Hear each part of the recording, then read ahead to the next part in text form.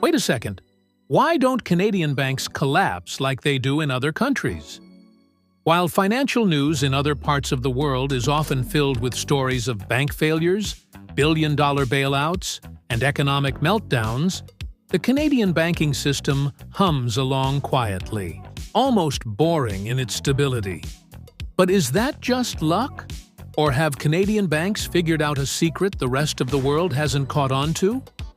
What's happening in Canada is so unique that financial experts around the globe have been studying the model for decades. And it's not an exaggeration to say that Canada has one of the soundest banking systems on Earth. So, what exactly are they doing differently? Well, the first thing you need to know is this.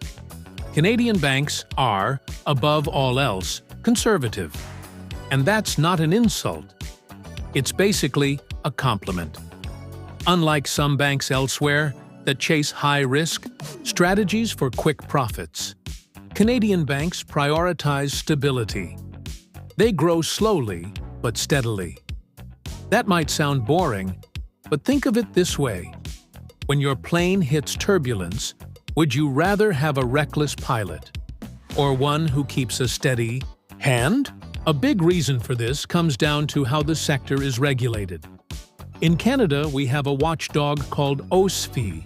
Sounds like the name of an app, but it's actually a serious regulatory body. OSFI keeps a close eye on the banks, requiring them to hold solid reserves. In plain terms, banks can only lend if they truly have the money to back it up. No funny accounting, no reckless leverage. On top of that, Canada's banking market is highly concentrated. Just 5 big banks dominate nearly the entire industry. In other countries, that might raise concerns about monopolies. But in Canada, it's made oversight easier. With fewer players in the game, it's simpler to monitor, spot risks, and act fast when something's off. Now picture Joe, your average Canadian trying to buy his first home. He walks into the bank, excited but fully aware that the process will be thorough. He'll need to prove steady income, have a strong credit history, and put down a decent-sized deposit. No such thing as 100% financing based on a promise. Since Canada, easy credit isn't really a thing. And that's a good thing. It means fewer defaults, less housing market drama, and more stability for everyone. Back before the 2008 crisis, Joe could have gotten a mortgage in the US with just a handshake. In Canada? That deal wouldn't make it past the first meeting. That caution is exactly what shielded Canadian banks from the financial storm that rocked the world. While American banks were collapsing, Canadian banks stayed on course, avoiding the worst of the damage. Now, let's be honest. The system isn't perfect. Stability comes with a cost.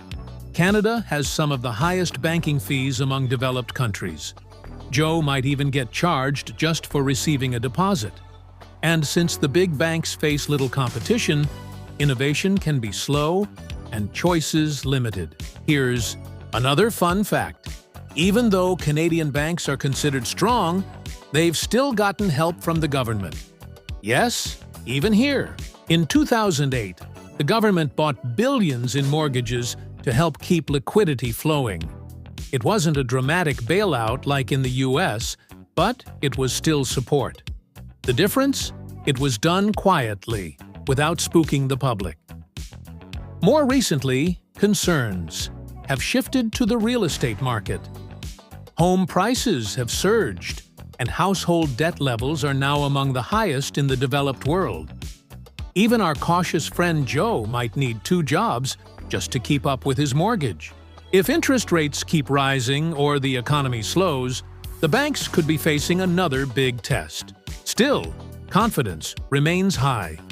Canadian banks have earned their global reputation by sticking to 3 key principles: tight regulation, a conservative culture, and a focus on quality over quantity.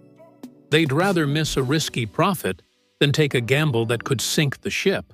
And that's exactly why they're respected worldwide. It's kind of like that old coffee shop on the corner that never does anything flashy, but always delivers a reliable cup.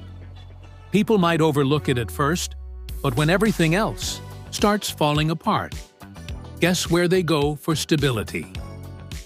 Understanding how Canada manages its banking system offers a fresh way to think about the role of banks in our everyday lives. And it shows that sometimes the safest path is also the smartest one. If you enjoyed this video, don't forget to leave a like, share it with a friend, and subscribe to the channel for more smart and simple breakdowns like this one. Thanks for watching. See you in the next video.